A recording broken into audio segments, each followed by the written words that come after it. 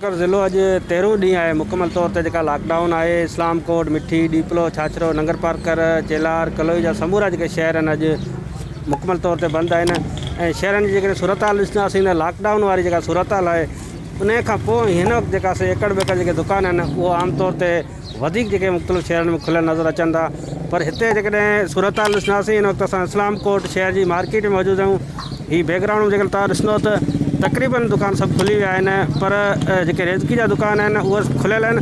उन्हनि दुकाननि जे ॾाढो एहतियाती जेके तदबीरूं जेके हुकूमत तरफ़ां जेके ॿुधायूं वियूं हुयूं उन्हनि ते को अमल कोन पियो कयो वञे। स्टोर आहिनि, रेज़की जेके दुकान आहिनि उहे जेके मुकमल तौर ते उते माण्हू 10 खां 15 माण्हू हुजूमनि जी जेका सूरत में उते बीठल नज़र अचनि था। गोल जेके दायरा पायल हुआ उन्हनि गोल दायरनि ते जेका दुकानदार को अमल न पिया कराइनि, उनजे करे रश जेका इस्लाम कोट शहर में जेका 2 ॾींहंनि खां जेका वधी वई आहे। माण्हुनि जी अच वञ जो वॾो सिलसिलो उहो जारी आहे। ट्रांसपोर्ट जी जेका अच वञ आहे उहो बि जारी आहे।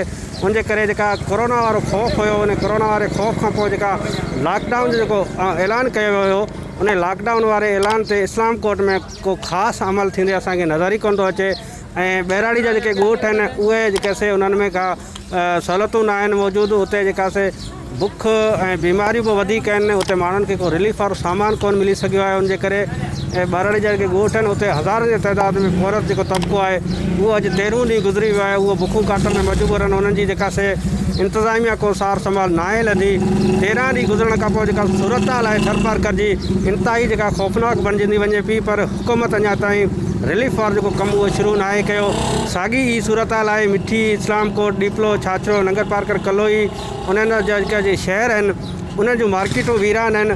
अच वञ जो जेको सिलसिलो आहे उहो माण्हुनि जो उहो वधीक तेज़ थी वियो आहे, पर इंतिज़ामिया किथे को ख़ासि नज़र नथी अचे। मुख़्तलिफ़ शहरनि में रेंजर जो गश्त जारी आहे। पुलिस असां हिन वक़्तु इस्लाम कोट शहर में जेके ॾिसंदासीं त को बि एहलकार असांखे हिते नज़र कोन थो अचे। का सिक्योरिटी जेका हिते इस्लाम कोट जी न आहे ऐं माण्हुनि खे रोकण जे लाइ बि को बंदोबस्तु न आहे कयल। उनजे करे हिन ॻाल्हि जी ज़रूरत आहे त हीअ जेका कोरोना जी वबा आहे उन ते ज़ाब्तो आणण जे लाइ पुलिस खे घुरिजे त उहे एक्टिव थिए ऐं जेका माण्हू घरनि खां ॿाहिरि निकिरनि पिया उन्हनि खे घरनि ताईं महदूद करण जे लाइ उन्हनि खे घुरिजे त उन ते अमल कयो वञे।